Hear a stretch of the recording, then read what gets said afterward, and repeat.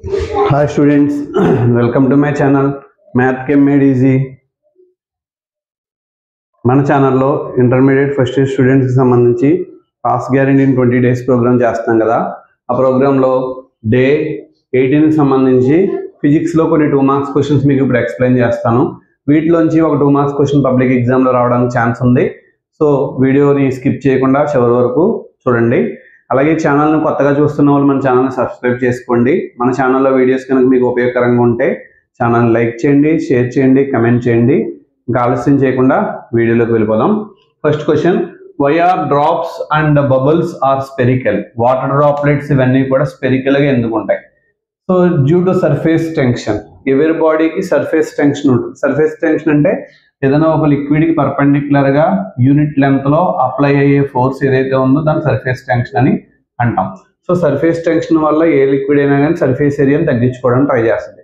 Surface area మినిమంగా ఉండేటువంటి object ఏంటంటే కనుక స్పియర్. సో అన్నది కాబట్టి సో మనకి ఆయిల్ డ్రాప్స్ కానీ లేదా వాటర్ డ్రాప్స్ కానీ స్పెరికల్ షేప్లో ఉంటాయి సర్ఫేస్ టెన్షన్ డిక్రీజ్ చేసుకోవడానికి. Okay, next, what is the principle behind the carburetor of automobiles? Automobiles లో కార్బొరేటర్ ఉంటుంది కదా, అది ఏ ప్రిన్సిపల్ మీద డిపెండ్ అవుతుంది? Bernoulli's principle. ఎలా రాస్తే ఒక్కొక్కసారి 2 marks వేస్తారు. ఎక్స్ప్లెనేషన్ ఒక్కొక్కసారి దీనికి 1 mark, ఎక్స్ప్లెనేషన్ 1 mark వేస్తుంటారు. ఎక్స్ప్లెనేషన్ ఒకసారి చూద్దాం. The carburettor has nozzle through which air flow with large speed.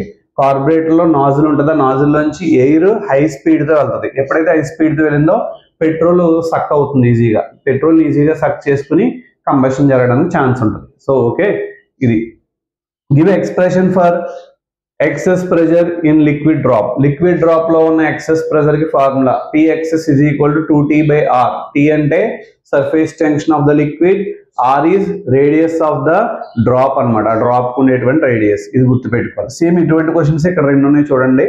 So ఇది 2π/R అన్నాం. దేనికి? లిక్విడ్ డ్రాప్ అయినా కానీ లేకపోతే కనుక ఎయిర్ బబుల్ ఇన్సైడ్ ఏ లిక్విడ్, ఎయిర్ బబుల్ ఇన్సైడ్ ఏ లిక్విడ్ కైనా లిక్విడ్ డ్రాప్ కైనా ఇదే ఫార్ములా చెప్తాం, 2T/R.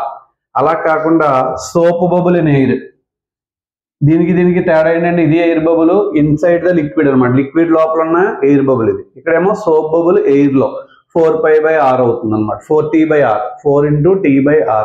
T అంటే సర్ఫేస్ టెన్షన్, R అంటే రేడియస్. ఈ మూడింటి నుంచి ఏదో ఒకటి రావడానికి ఛాన్స్ ఉంది.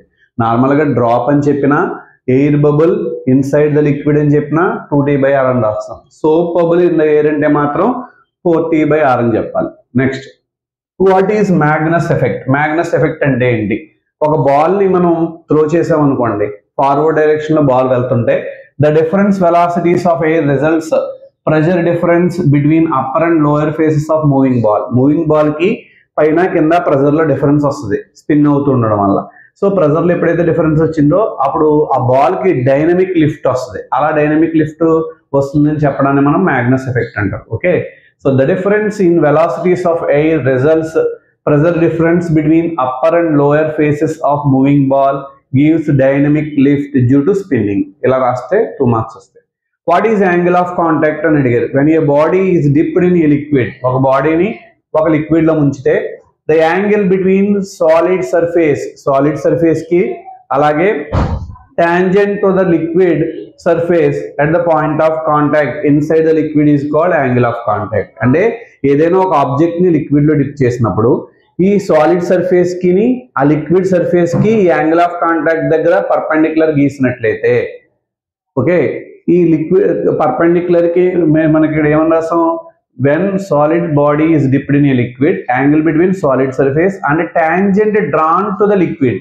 అంటే పాయింట్ ఆఫ్ కాంటాక్ట్ దగ్గర లిక్విడ్ కి గీసిన టాంజెంట్ ఏదైతే ఉందో ఆ టాంజెంట్ కి ఈ సాలిడ్ సర్ఫేస్ కి మధ్య ఉన్నటువంటి యాంగిల్ అనమాట. పాయింట్ ఆఫ్ కాంటాక్ట్ దగ్గర దాన్ని యాంగిల్ ఆఫ్ కాంటాక్ట్ అంటారు. ఓకేనా?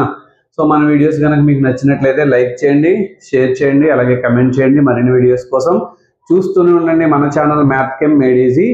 మరిన్ని వీడియోస్ కోసం మన ఛానల్ని లైక్ చేయండి, షేర్ చేయండి, అలాగే సబ్స్క్రైబ్ చేయండి. All the best for your exams. బాగా ప్రిపేర్ అయ్యే ఎగ్జామ్స్ బాగా మంచిగా రాయండి.